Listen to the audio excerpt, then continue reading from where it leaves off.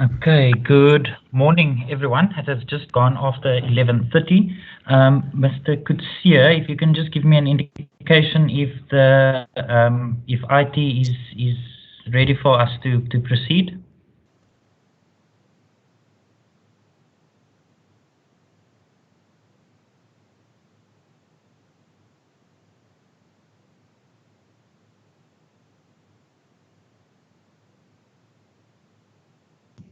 Mr. Kutsia?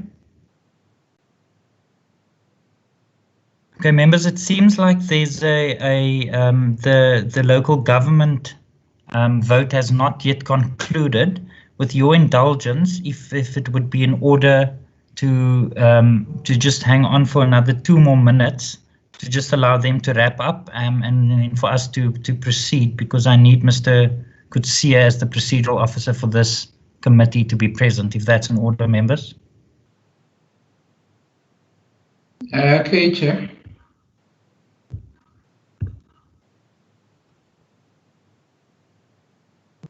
Members, are there any objection? Right, I take that as no objection. If you just allow 2 more minutes. No objection, Chairperson.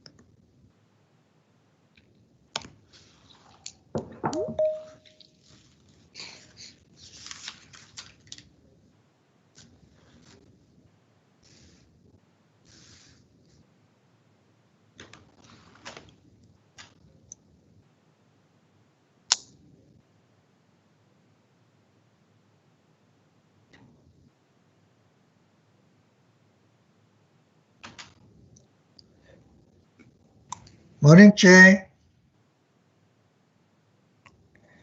Morning, Mr. America. I'm Morning, just waiting for colleagues. Mr. Kutsia. Mr. Kutsia, are you on the line yet?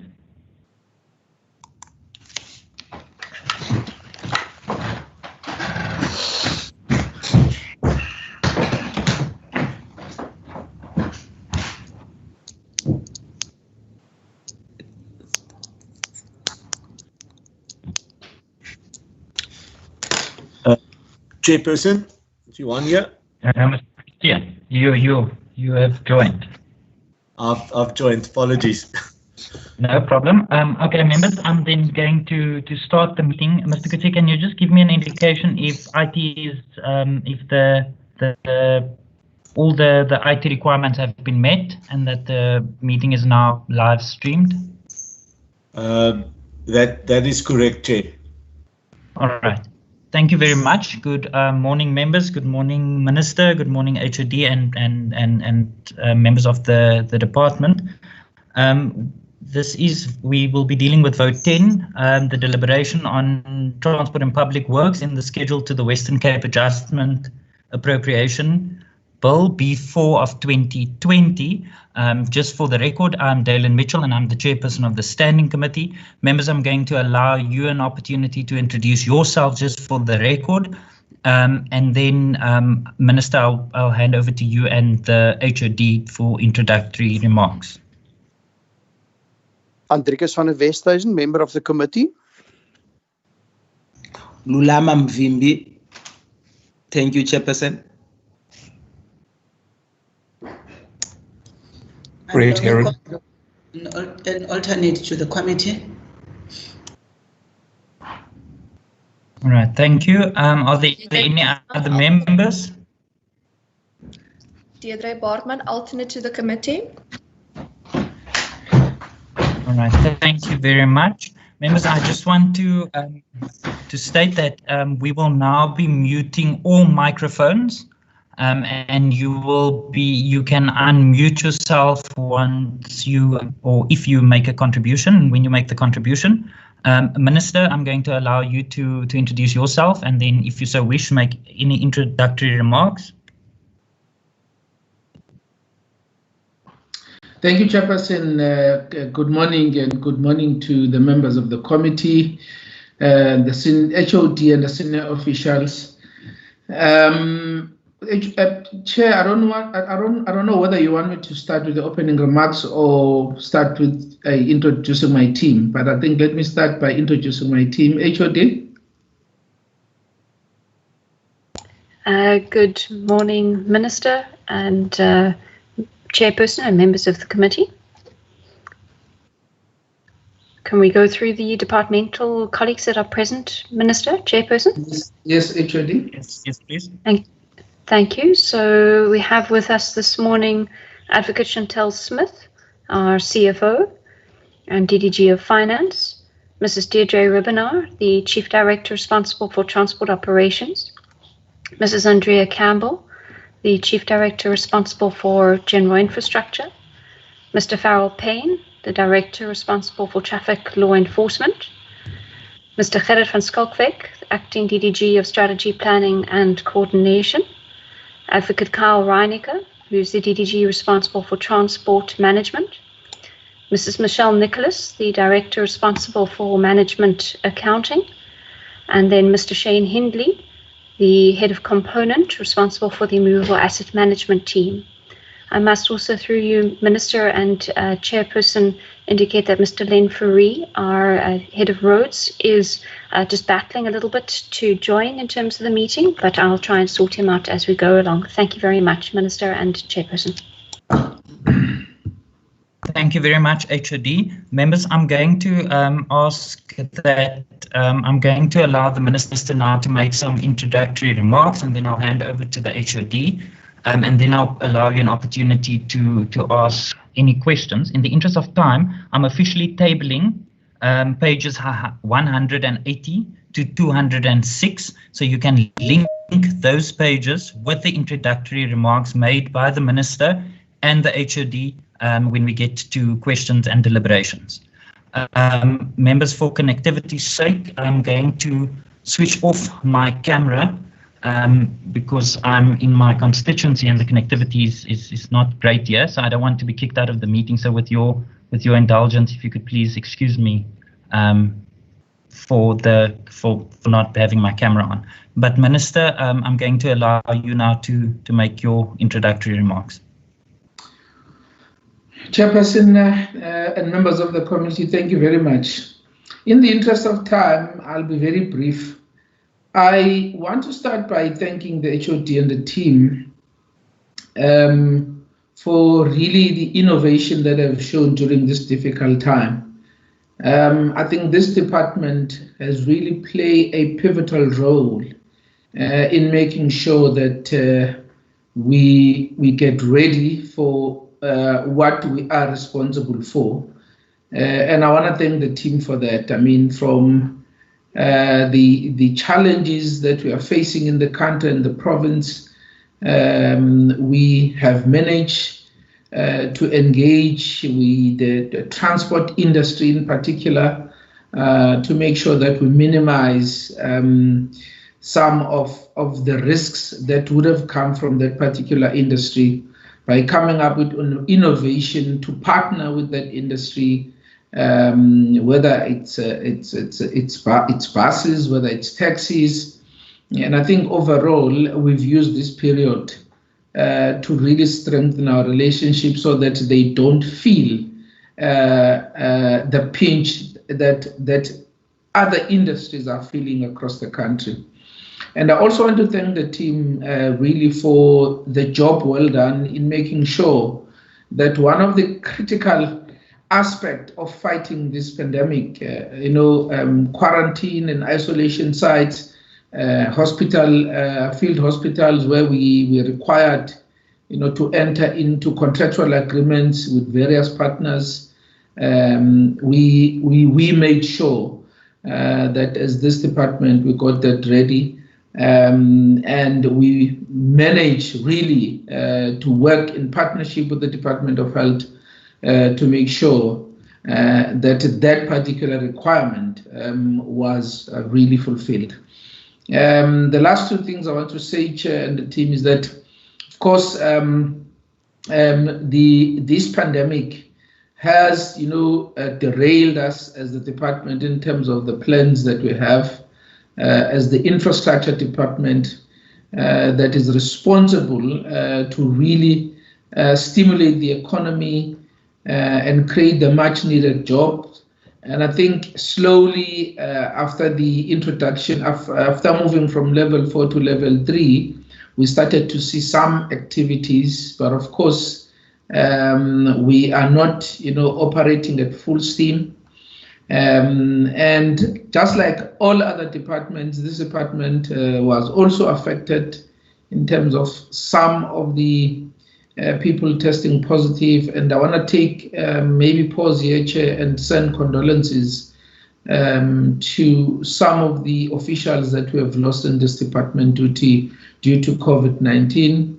And I think it's a pain that the entire country and almost all the departments have had to go through during this period. And we have encouraged, the people to work from home as much as possible. But of course, we've got to make sure that, like any other sector, we, learn to live with the virus and make sure that we continue with the responsibility, placed upon us as the department to make sure, Chair and members, that we really get back on track, because as I said, there's a lot of work that we need to do in terms of our mandate so that we can start stimulating the economy and really get this province back on track in terms of what is expected of us. So in those few words, Chair, I mean, as I said, in the interest of time, I will stop here and hand over to the HOD. Thank you, Minister. HOD.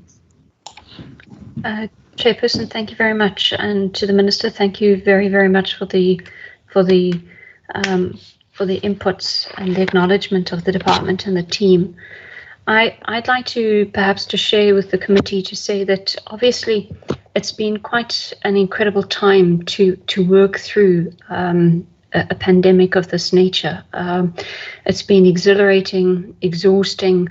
It's been a learning experience, and it's been incredibly humbling as well. And just as the Minister has said about what people have been able to achieve, I do need to acknowledge that publicly as well.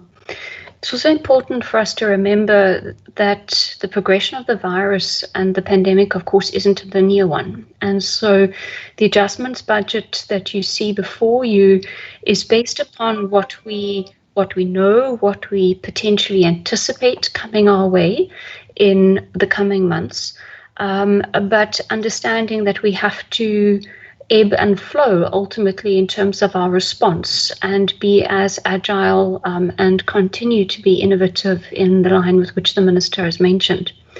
So the decisions that we've taken as a department up until now, and obviously those that we take into the future, are based upon the best available information that we have at that point in time.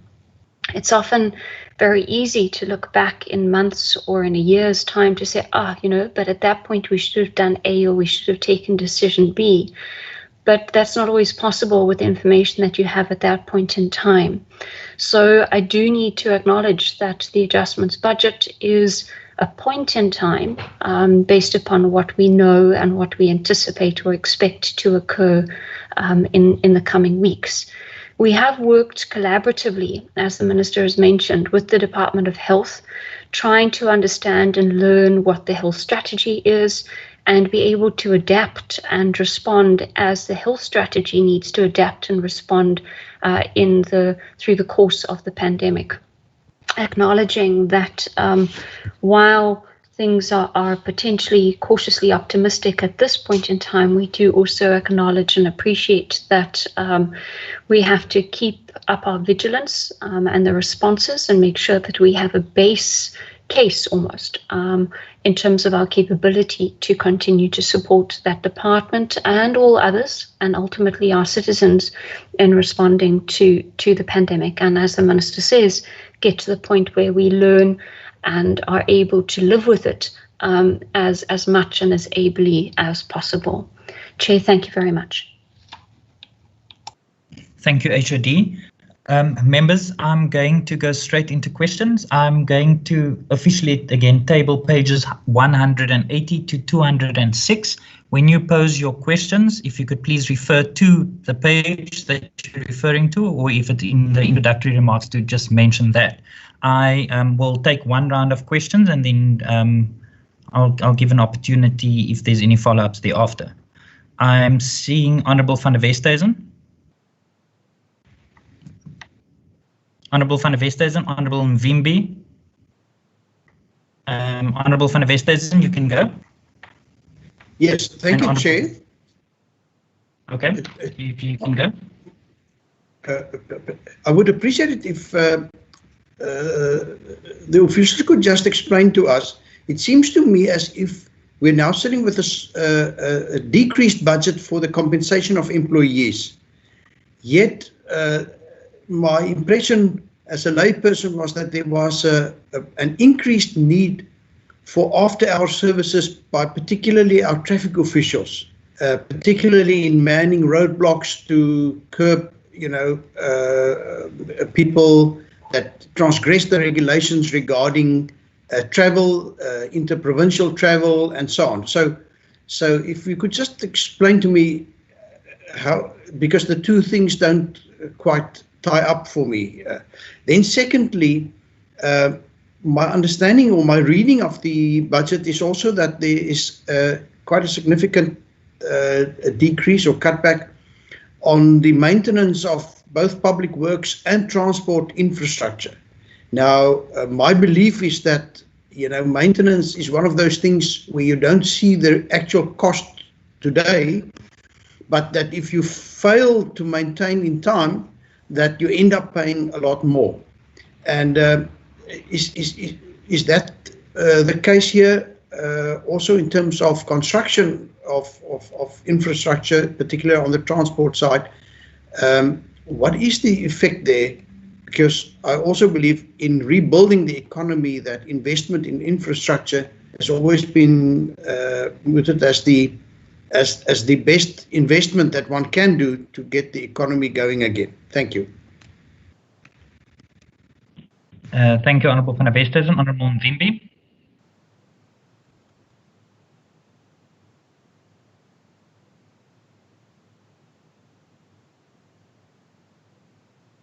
Honourable Mvimbi. Oh, thanks, Chairperson. Apologies, I was just struggling to get back to the screen. Thank you very much, Chairperson. not necessarily, I won't necessarily be talking through to the pages, but just some few couple 2 or 3 general questions based on the presentation, especially that we've also received previously from other departments, especially the Treasury, but also more specifically to this one. Again, if we look at the budget, I always say that there's a difference between reprioritization and us producing a recovery plan, especially a socio-economic recovery plan in view of the pandemic challenges that we are faced with. And I think at least this department could have actually assisted us a lot in giving that leadership, that guidance in terms of the recovery plan. But I also understand, Chairperson, that the provincial government is following a 3-phase approach of the immediate challenges, then short-term challenges, as well as the medium to long-term challenges. Maybe between the minister or the HOD, maybe if we can just get a preview or some kind of synopsis outline of maybe how would the second phase look like, seeing that for now we are just dealing with the first phase of dealing with the immediate challenges in the immediate, but maybe, and we knowing that the short term will more be covered during the rebudgeting of the, when we look at the readjustment towards November. Maybe it might assist to get some kind of a synopsis, maybe from the minister as well as from the HOD, what kind of recovery plan we can actually get in order to deal with some of the challenges that we are actually faced with in this department in particular. But I've always been saying, if I look at the budget that has been submitted even by Treasury, there's about close to 400 million that is going to be for quarantine and isolation sites. If maybe we can just get a breakdown of to which amount is going to which, because knowing that there's a difference between an isolation site as well as the quarantine site. Presently, we've got also, while on quarantine site, we know that the main big quarantine site that has been very much also on the media is the city ICC, where we are paying about 25 million rand per month. Now, if maybe we can get an indication of other quarantine sites that are around the province, and as to maybe some breakdown as to how much are we also paying for those. The third question, Chairperson, will be, because I always say that this department should not only be focusing on, it seems that it just becomes just a transport, and we always neglect to look at the property side, which is also a big chunk of the government budget. Now, maybe I could not see in the budget as to what plans has the department have in terms of identifying sites, in terms of property as well as building, to assist in the de-densification process that we are having, and also making sure that some of these properties that we are going to identify, property and building, that are also going to be closer to the places of work of the people, which will also begin to deal with the challenges of people having to travel long distances to go to their workplaces. Maybe if are there any plans, maybe Minister and the HOD, in terms of identifying centrally located buildings as well as property to try and deal with the de-densification. I know the answer I always get is always, no, this is human settlement, but the identification, the property, the land falls within the department. So if maybe I can be assisted on that. The second last question I would like to ask, Chairperson, is in relations to the taxi industry. We always, as to whether what kind of, one of the issue, maybe in view of, as a part of an economic package, has the department considered, now it might be the right time to look at the subsidization of the taxi industry, in particular during this phase. Has the department also put aside some money and maybe look into beginning a process towards subsidization of this of this industry. Then the last question, Comrade Chairperson. Sorry, Chairperson, I'm going to stop there for now. Thank you, Honorable. Sorry, Chairperson. Sorry, yeah, it just comes back because I was paging. Is the issue of the red dot. Now, the issue of the red dot, maybe I know there's been the first phase that has been launched. The second phase, you'll find that most of these taxis have actually not been enough. I'll give an example of the region where I'm from. 15 have been allocated, and you must find that, remember that it's not only the Southern Cape. Southern Cape, I've learned that it's also together with Central Karoo.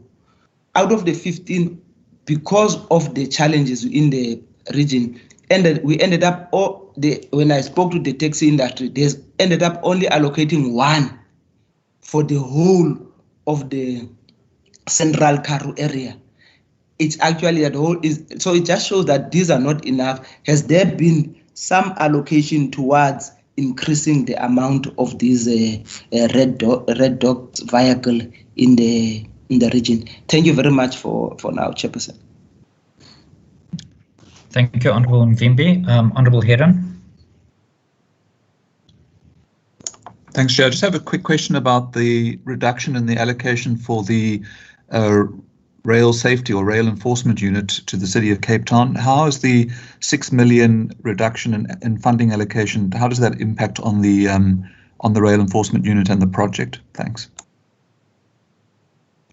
Thank you. Honorable Nkondlo. Thank you, Chair. Maybe I want to start with the Minister, and I want to echo the sentiments of Honorable Van der Westhuizen.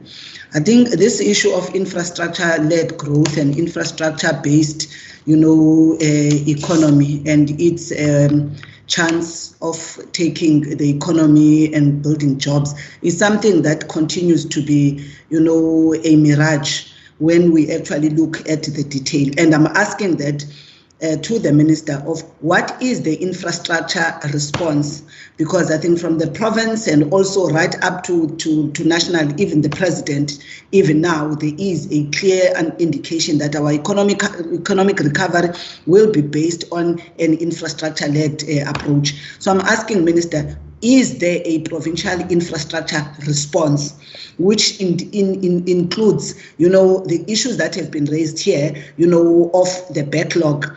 And I think that particular backlog, at one point, I think through the HOD, we were told that we do have a maintenance backlog in the province. I'm not sure in terms of the standards that they were mentioning, where are we? And maybe that she can still, remind us that if we're still at that level, what then becomes our infrastructure response in this time? Because I do agree with the member that if we're not maintaining, as we have been seeing, with Eskom, we're sitting today with problems of load shedding, which actually have a ripple effect, on other things, encouraging to get into e-commerce, because also in these poor communities, there is no proper broadband infrastructure.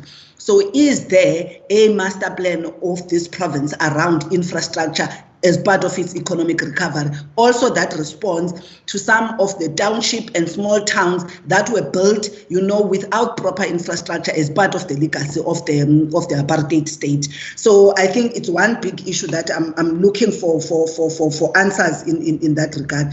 The second one is on this issue of de-densification. What is the held up? And I would be interested to know what is the held up, because I agree with Member Mvimbi that what we are asking is not necessarily the human settlement side of things. The held up is always on the actual finalization of the transaction for securing the land itself. So I'm asking, Danun in the hotspots in the metro was amongst the first, who by now we are on level 3 now, almost in the middle of level 3, but still, movement is very slow in that regard. So I'm trying to understand what is the problem of the delays in securing land, including the question asked about, land, that is in spaces, that can integrate communities to deal with the current challenge that we're sitting with. Those, I think, I would love, the minister to give a response to. The other question is on what I think Member Heron has asked about the rail safety unit with PRASA. I'm interested to understand this. One, I think the other day we had an engagement with PRASA, and PRASA was still unable to give clarity about this rail safety. Actually, they had to give to the department to give an answer, which I don't remember them giving me an answer. What exactly, because I understand this as a tripartite agreement, what is happening with this tripartite? If then province is giving money to the city, whilst the main custodian of this infrastructure, because this I understand is an intervention of the province because of a challenge, to its provincial citizens. So what is going on in that particular space? And whilst I see the 6 million is a minus here, on the note on the municipal allocations, we also see there's actually, I think, about 11.9 million that is said to be will be transferred to the city of Cape Town in terms of extending this particular pilot, because it says here this was a pilot and now it will be extended. So I want to understand the extension of this pilot, what exactly is going to be bought by this money that is actually declared in this municipal allocation, Chair. I've got a number of other questions, but I do not want to take much time. I'm not sure whether we'll follow the approach of following up with questions, but I would just want to give my last one. My last one would be on these contractual liabilities. I'm seeing them, I think, on two programs, which is transport infrastructure and transport operation. And my interest is to find out, given the fact that also, in the public works infrastructure programs, there's already, I'm assuming that there would have been projects that would have not been delivered. And aren't there any particular contractual liabilities there? Because if one assumes that some of those projects, were already, in the planning phase, or there have been contract of some businesses, how has that impacted on those businesses outside of the transport infrastructure itself?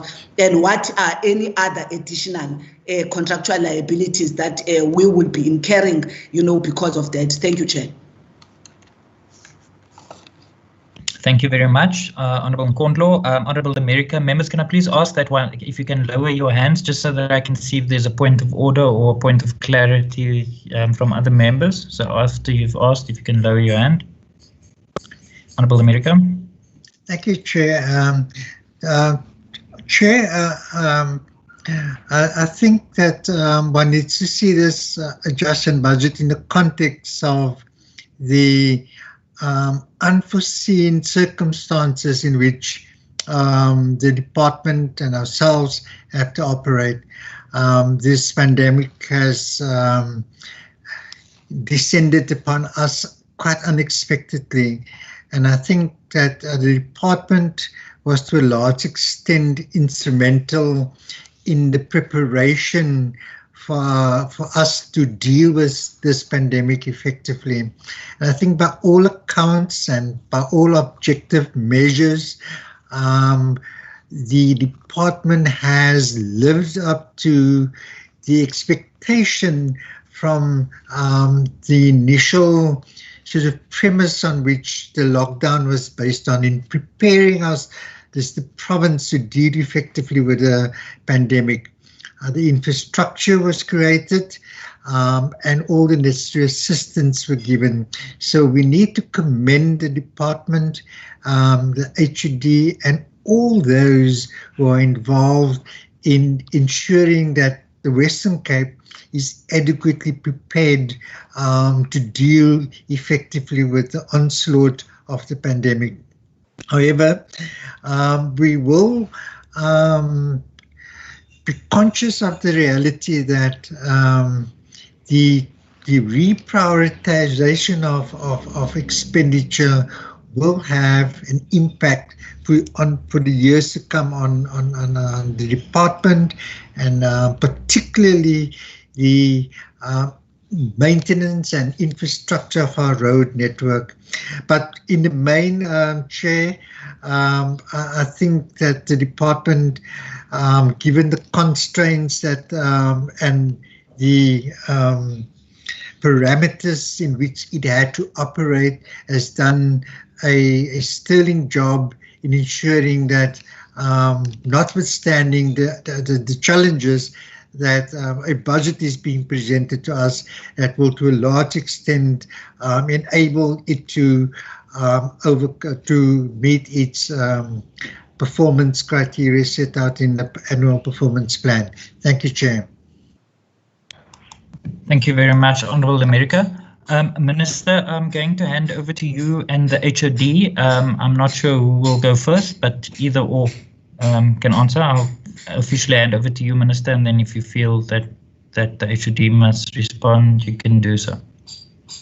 I will sweep, the HOD will open. Thank you very much. HOD. Thank you. I didn't play cricket at school, so I'm not quite sure whether I can use the term that I'm opening the batting, but then let's at least try. First of all, if I can go through a couple of the first questions through you, Chair. The explanation about the decrease in compensation of employment versus what is potentially seen almost contradictory to be the increased requirements for staff responses. During the lockdown period particularly, we had obviously provided for, when we went into the 2021 budget, with an indication of posts that we intended to fund for those that were going to be advertised or that had already been advertised. And so during lockdown, there was obviously a delay that would have occurred as a result of that. So certain interviews weren't held, were pushed out, and therefore we don't have people starting kind of in the earlier months than what was originally anticipated. So number one, there's a saving in that regard. Secondly, part of the budget, you might recall, Chair and Committee, was that a provision from our Provincial Treasury into our new financial year to particularly focus on an increased intake to our Jean Low Traffic Training College, with the idea that we would then be able to appoint and bring in new and younger traffic officers into the department as part of the province's strategy around a holistic response to safety. With the lockdown, the Jean Low College, of course, was also shut as required through the RTMC and others. So across all the country, the traffic training colleges were shut down. And therefore, we did not actually start with the intake of the traffic, the learners into our traffic college. So that also meant a realization in terms of savings from a compensation point of view. Our provincial traffic team adjusted their shifts, and you might recall members of this committee might have been in the ad hoc committee where we indicated right near the start of the process that our provincial traffic team were required to adjust and respond in the SAPS requirements to 12-hour operations, and they continued to obviously work in that fashion of 24 hours a day. So it then means that while there is some overtime being paid, ultimately our officers, some of those ultimately were on duty generally. So while they are working through the night and increase, it just really meant a reorganization of their times and their shifts.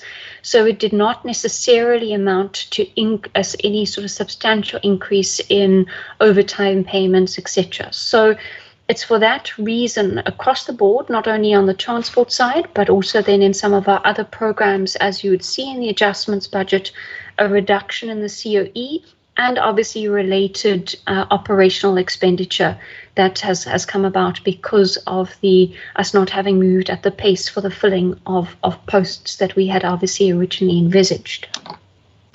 Then the question, and obviously there was a fair number of the questions through your chair raised by different members about the maintenance. And not only on the transport side, but the public works side, and also then a reduction in the kind of expenditure numbers that you see. So first of all, I need to indicate that also as a result of lockdown, obviously some projects that had been anticipated wouldn't have started at the date or the time that they were, and therefore there is a delay. And potentially, if they were not going to be completed within the current financial year, there is a potential underspending in this year that we could see, understanding that those projects will then carry over to next year. So as you well know, it just kind of moves along from a time point of view. And so there is potentially an underspending that could occur on our capital and our maintenance programs for projects that had not yet commenced prior to the lockdown, and then potentially would have been delayed as a result of being in lockdown.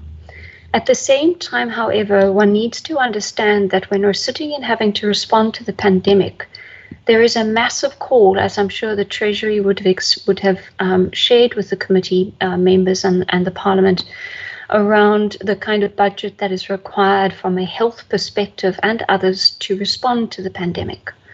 And so certainly as part of, through you, Chair, Honourable Mvimbi's point about the different phased responses of the government to having to deal with the financial implications of this, is that every department was asked and pushed, which I can appreciate and understand, to find savings or reduce expenditure in order to put money on the table to be able to fund the response to the pandemic. And so it could have been very easy for me as an accounting officer to stand around and say, well, sorry, you can't touch DTPW's budget. We've got to spend every cent.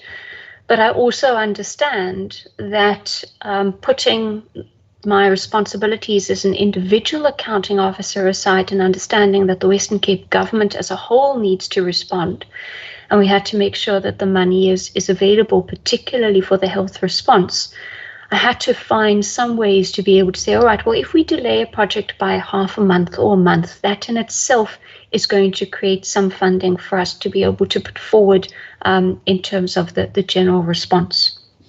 So that obviously does not account for the national cut on the provincial roads maintenance budget. So you would see in the adjustments budget, the national department cut the roads maintenance budget by 161.6 million.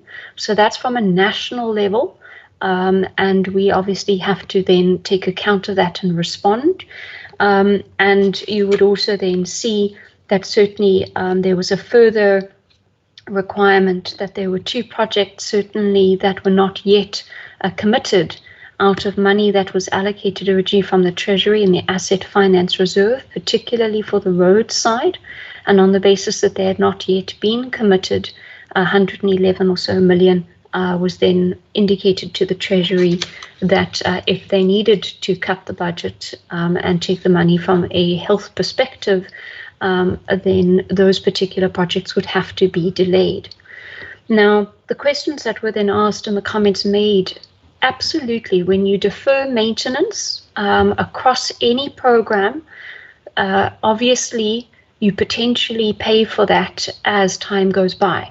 So if we don't reseal a road now and we wait and we let it go too far down the line, eventually you're going to have to rehabilitate it, rebuild it.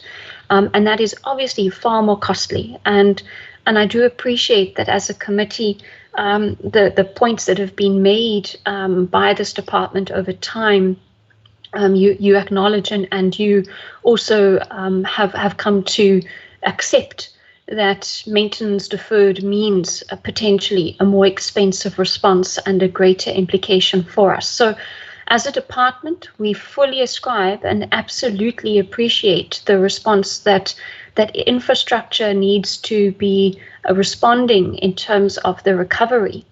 Unfortunately, it is also the easiest place when you're looking across a budget for money to take.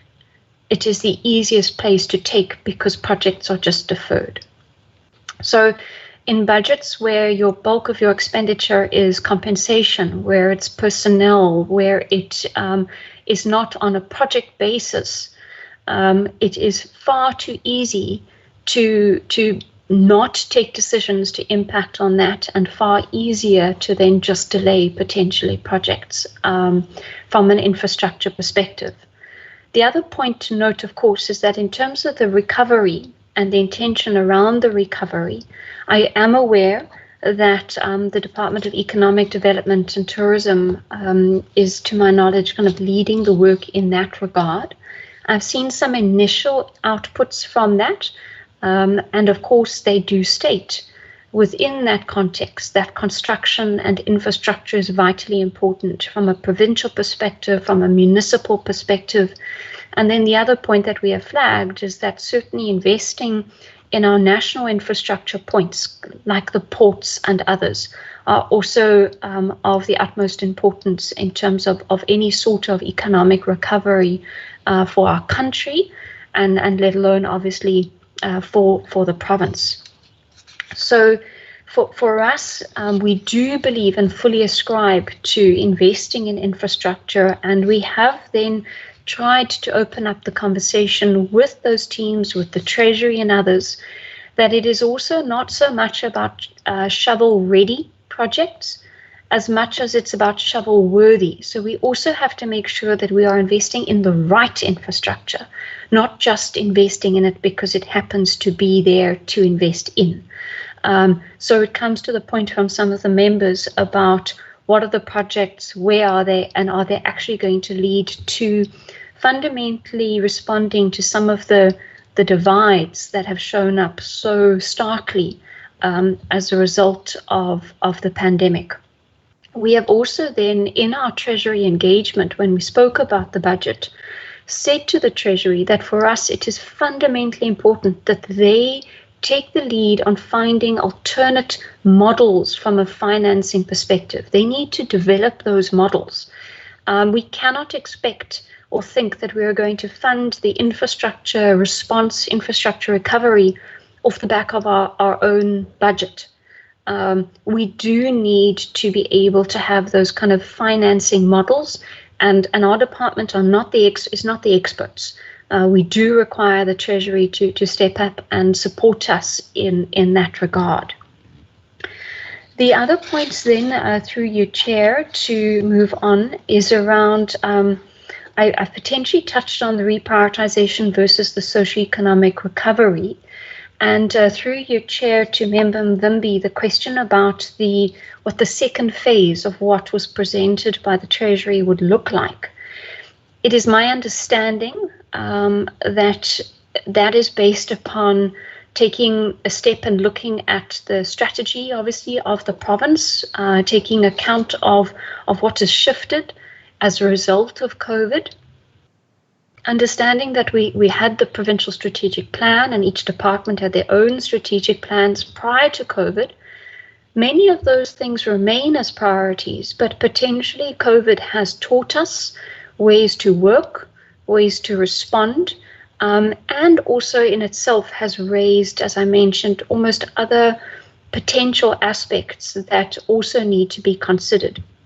So it is my understanding that the second phase is going to start that conversation about the strategy, while simultaneously it is my understanding that the intention is to start to talk about the organizational structure of the province. Although I must caution, my view is usually structure should follow the strategy, and so we shouldn't get too interwoven into a structural organizational conversation without making sure that we all know and agree on the what needs to be done as a result of the whys, and then we look at the how, etc. as well. The question then through your Chair that was asked about the quarantine and isolation and what we're paying for different sites. Obviously, Member Mvimbi will recall that when we previously presented, I think it was to the ad hoc committee, it was right at the start of our response. And there's obviously been some learnings, as I mentioned in my opening remarks, that things morph over time, which they have to. And Originally, obviously, our priority was around isolation and also quarantine, where we understood at that point that there was greater capacity needed for quarantine purposes. As we've moved through and we've had experiences from a community point of view, lessons learned, etc., definitely the need has shifted more to an isolation type of facility being required. And so we do have a split. We've got 3,300 odd beds, I think, as of last night, 3,382 beds to be exact, that were available across the province. And it's a mix. Some that are privately owned, others that are government owned, so some that are owned by the province, some that are from the city, and also others obviously from the surrounding municipalities. So there is a mixture, and there are different costs attached to the different types of facilities. So there are some facilities that we're having to pay for a facility manager, others where we don't, some obviously where there's obviously food, catering needing to be provided, etc. So through you, Chair, what would probably be best is if Member Mvimbi would like to know, we would be able to provide a detail of different facilities and an indication of what we're paying, remembering that it's a snapshot in time, because we either activate a facility when we find that there's increased infections and an increased need being taken up. So when a facility is becoming more utilized, close to an 80% type of threshold, we then look to activate another facility so that there is always one and space available in a particular area. And then when we're finding it's not necessary, we then potentially shut down that facility and move on. So it is a bit of a moving target. So if the committee's comfortable, we can give you a snapshot in time. Also, I seem to recall, I made a note, I may be wrong, that there was reference made to the CTICC, and it's important to remember that that is a hospital facility. It's not a quarantine and isolation or isolation facility in and of itself. Then the question that was posed about the plan around buildings and sites for de-densification, etc. Obviously, there's nothing specific in this budget, because the work that the department has been doing, obviously prior to the COVID and the pandemic, and obviously is continuing to do, is to run with its programs in terms of property and the possibilities around its development. So the work around the Better Living Model programs and others. So you won't see anything specific in this budget, because that particular aspect hasn't been impacted in terms of any of the adjustments that you will see presented within this particular budget. Obviously, it then touches on, if I may, through you, Chair, to Member Mkondlo's question and the remark about Dunoon and securing land, etc. there, that is a property that was, I think, purchased, if I recall, and sits within the realms of the Department of Human Settlements. And I can indicate purely because I was in a meeting last week around the progress that they have made some progress, obviously, with rezoning applications through to the city for that particular project, which is fairly within their environment. As far as DTBW's role, obviously we have continued, and we've previously reported to this committee that we have made properties available for human settlement development purposes, for their own development in terms of led by themselves, and then obviously the projects that are moving forward within the DTBW realm. But again, as I say, you don't see that in the adjustments budget because there was no implications in terms of the shifting of that. Then the questions around the minibus taxi industry, and I will ask, if I may through your chair, that Mrs. Rubinau just responds to the specific question about the Central Karoo and Southern Cape in terms of the allocation of vehicles within that region. But I'll ask her to give that input in a moment or two. In response to the question about subsidization of the industry, I can indicate that we used and have used the pandemic as an opportunity to try to take that particular process forward from a departmental perspective. So the red dot in many respects really was built on ideas and proposals, and that Mrs. Ribbenaar has previously shared with the committee about what we were thinking of trying to do within the Overstrand area. From a minibus taxi company involvement payment perspective, there are elements of that we brought in to the Red Dot program.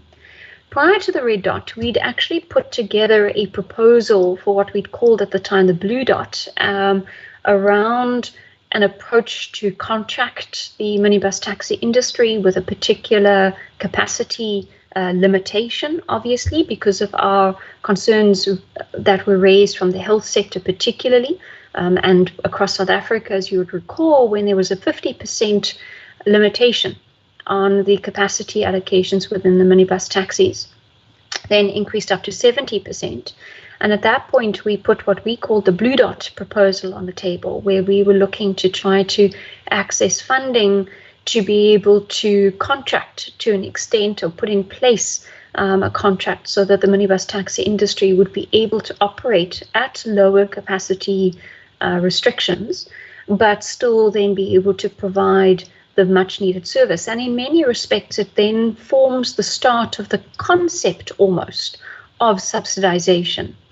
The department has provided the that particular proposal, and Minister Madikizela has raised it on a number of occasions with the National Minister, because we did provide that proposal as well to the National Department of Transport to open up the conversation with them to see whether there are opportunities, particularly from a funding perspective, to be able to at least attempt it or try it or pilot it. And the Western Cape put a proposal on the table in that regard. About a week and a half ago, in a meeting that I was in with the National Director General, he did indicate his interest in speaking with us, and I am still waiting for him in terms of that particular engagement, because we do think that there are, if I could say, legs in the proposal, that there are tremendous opportunities, and that it is something that could set, I think, South Africa onto a different path as far as working with the minibus taxi industry is concerned. If I may take a pause there and ask Deirdre to respond on the question about the Red Dot and the allocation of vehicles in the Southern Cape, before I then, through you, Chair, continue with the balance of the questions. Mrs. Ribbenaar. Thank you, HD. Before we continue, members, we've got 3 minutes left of the scheduled time for this vote. Can I please ask if it would be in order if we continue for an additional 15 minutes, so that we can complete the deliberations on this vote, if that's in order? Yes, Chair. Supported. Right. Are there any? All right, thank you. Are there any objections? Chair, I don't have an objection, but I have a 12:30 already scheduled, so I may have to leave before we finish. All right. Honourable Heron, I take note of that. If there's any additional information that you require, I will provide an opportunity at the end for members to put resolutions in writing. So if you have to leave, just know that you are a HOD, I'll hand over back to you. Chair, thank you very much. Then potentially, if I may, let me jump straight to the REU, and my apologies, I missed looking at the time. Let me just quickly respond then on the REU before Member Heron has to leave, seeing that was his question. To indicate the impact on the REU, obviously as it stands, because there has been some delay in the signing of and the commitment of funding from PRASA to the city and to the province, that particular program obviously then has meant that the continuation of it is delayed. As a result, the province then still stands committed to provide funding, but would not need to be funding a full year in terms of the operation of that particular unit. And as a result, we were able to reduce the allocation in the current financial year.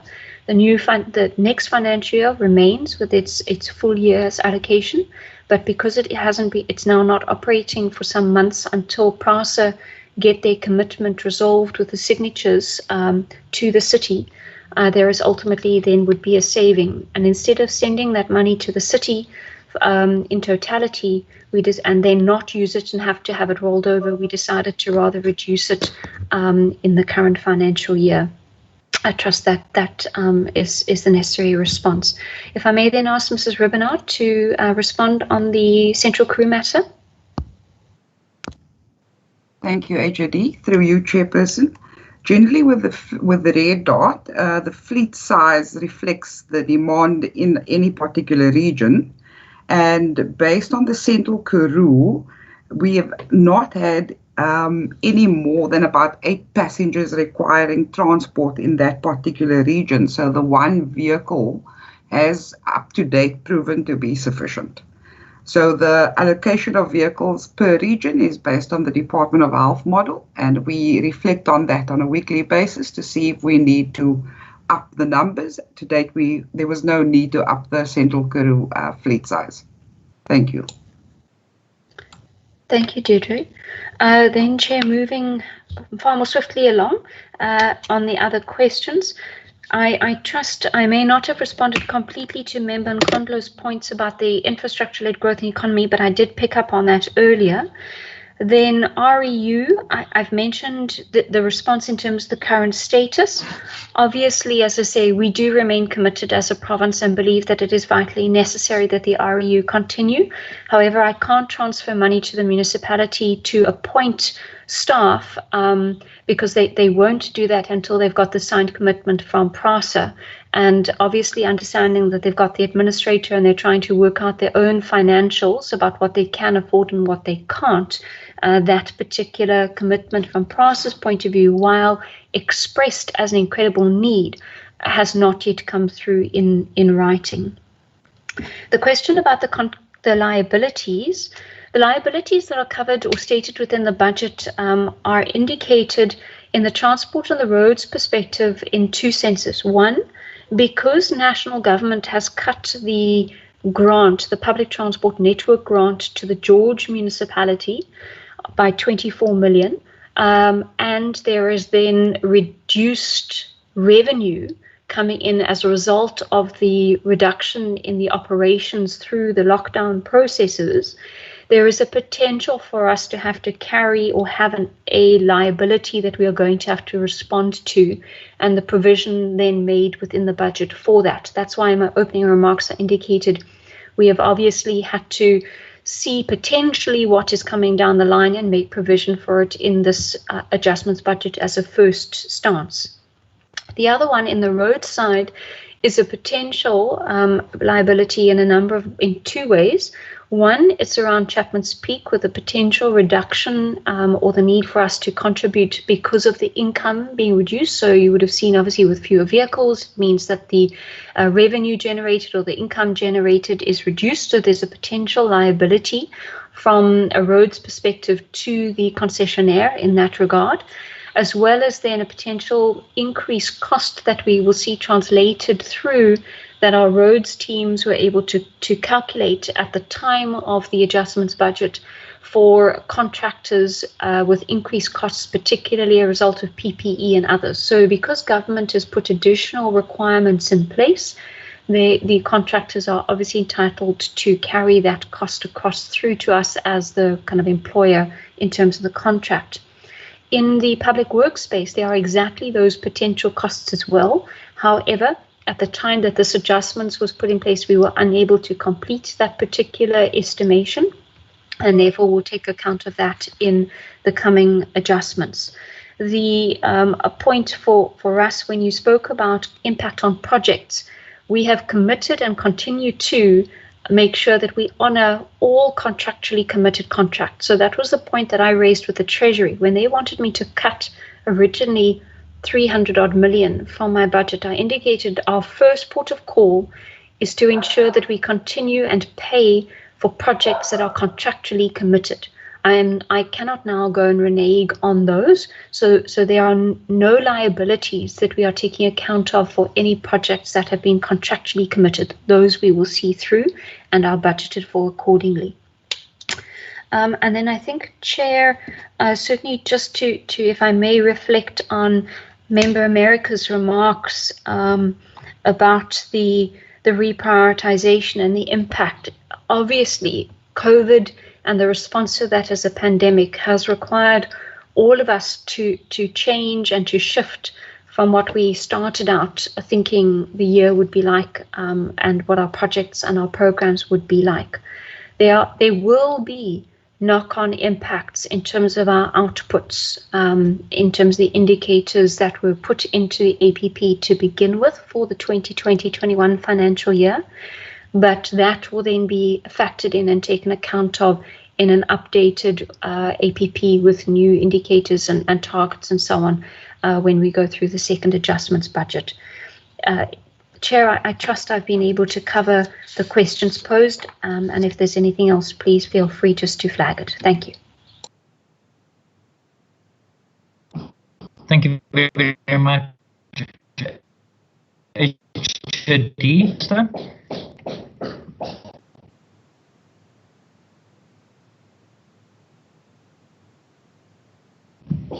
Minister, are you still on the line? Yes, I'm still here. If you want to add to anything that the HOD has said. No, look, I think the HOD has covered a lot of grounds, but obviously, Chairperson, a number of questions will need to be answered in perhaps in another form. Maybe members can submit a written question, because we understand the time constraints, and there are questions where we can really expand on in terms of some of the issues that were raised. But I do want to emphasize the point around the land for de-densification, that it is, of course, true that all the requests that were made by the Department of Human Settlements to this department, particularly to access strategically located pieces of land, were acceded to, and we made sure that those pieces of land were transferred to the city, to the Department of Human Settlements. And of course, I think the HOD was a bit diplomatic about Danun. I do want to say, Chair, that the frustration has been with the city, because I think I need to be blunt and frank here, that the rezoning, took longer than it was necessary. I know that I've been engaging with the Department of Human Settlements in the province, given the fact that the land that we are talking about to de-densify Danun was secured more than 2 years ago. In fact, almost 3 years ago. And the rezoning process has been delayed in the city, and it's something that I've been very unhappy about.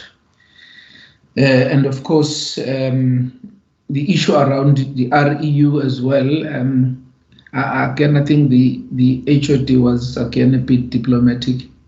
I think we do understand, because PRASA is really going through financial challenges. And I think in the conversation that I had with PRASA, because as colleagues are aware that it's a tripartite agreement, they did raise the challenge, financial challenge, because they have to now look at the limited resources that they have and see where they prioritize, which I think is something that is really understandable. But again, REU was meant to complement the security, the rail security, and I think there are a number of people that have been employed by PRASA to provide security, because if truth be told, Chair and members, you would not going to need REU if you had security that was effective before. And hopefully the security that has been now insourced by PRASA will be effective enough so that perhaps the need for REU, which was meant to complement the security that existed but was ineffective will not be there. So I thought I should just supplement those answers, Chair. Thank you. Thank you very much, Minister. Members, unfortunately, due to time, I cannot allow you an opportunity to ask any follow-ups. What I will do and suggest we will do is that in the resolution stage of this meeting, I'm going to provide you an opportunity to put that request or those questions in writing to the procedural officer, and we will get the answers from the department in that format. So without any further ado, I'm going to thank you, Minister, and HOD and the department for availing yourself to engage and deliberate on this vote. Today, I'm going to ask you to please leave the meeting now and be excused, as we will now deliberate on the actual vote as a standing committee. But once again, thank you very much. Sorry, Chairperson. Have a good day. Chairperson. Yes, Honourable Mvimbi. Yeah, is that a point of order? I'm sure you might have picked up that there was a question I asked on subsidization, and there was no answer on that. But it's fine, Chair.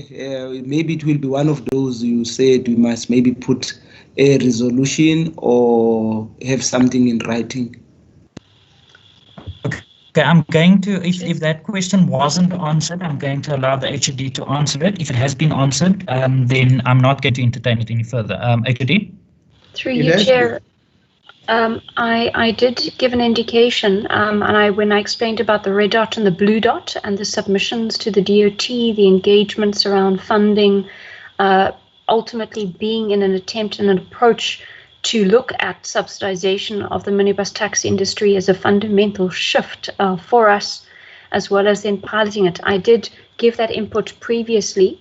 Quite happy to put it in writing if Member Mvimbi potentially missed my earlier response. That's not a problem. No, thanks, Chair. Thanks, HOD. All right, thank you very much. Members, thank you, Minister. Thank you, HOD. Thank you to the department for the manner in which we could have conducted this deliberation. Have a good afternoon further and enjoy the rest of your week. You are now excused. Members, if you can please remain behind for the administration. Thank you. Yeah. Thank you, Chair. Thank you, members. Thank you, members. Thank you. Goodbye. Bye.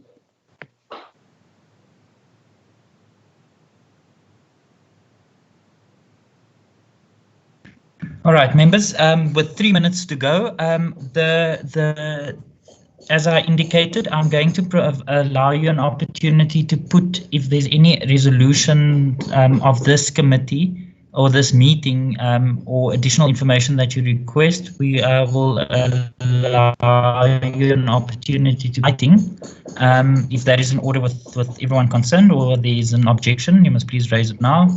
Honourable van der Westhuizen. Thank you, Chair. Chair, I propose that we support the vote. I'm convinced that within the constraints, this is pretty much the best they could do.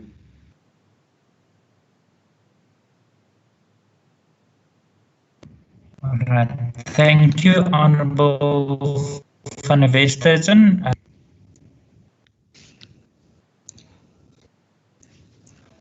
Chairperson. Honourable America, see you. Thank you, Chairperson. I would like to concur and second the proposal made by Honourable van der Westhuizen that we support the vote under the current circumstances. Thank you. Thank you very much. Honourable Mvimbi. Just to propose my vote not to support the vote. All right, thank you very much. Just for the record, I'll use my vote and I will support the vote, just for the record. Can I just ask the procedural officer to just put onto the screen the actual report as it stands?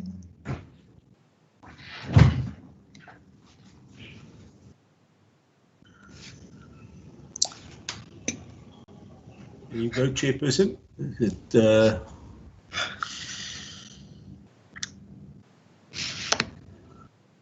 Can you see it, Chairperson? Yes. Yes, we can see it. All right. Okay, members. So as per, can I just read it into the record that the report, Honourable van der Westhuizen, I see your hand. Sorry, Chair, I didn't lower it. All right, thank you very much. And then just for the record, members, that the report on the Standing Committee on Transport and Public Works on vote 10, Transport and Public Works in the schedule to the Western Cape Adjustment Appropriation Bill B4 of 2020, dated 27th of July, as follows: that the Standing Committee on Transport and Public Works, having deliberated on the subject of the vote Transport and Public Works in the schedule to the Western Cape Adjustment Appropriation Bill B4 of 2020, referred to the committee in accordance with the Standing Rule 188, reports that it supports the vote, and then in accordance with Standing Rule 90, the African National Congress expresses minority view that it does not support the vote. Members, are you all in agreement? Honourable van der Westhuizen? That we support the report. Thank you, Chair. Yes. Thank you very much, Honourable van der Westhuizen and America. Members, then that is all from my side. The report has therefore been tabled, adopted. Thank you very much for allowing us to continue for an additional few minutes. From my side, thank you and have a good afternoon. The meeting is adjourned. Yeah. Hey.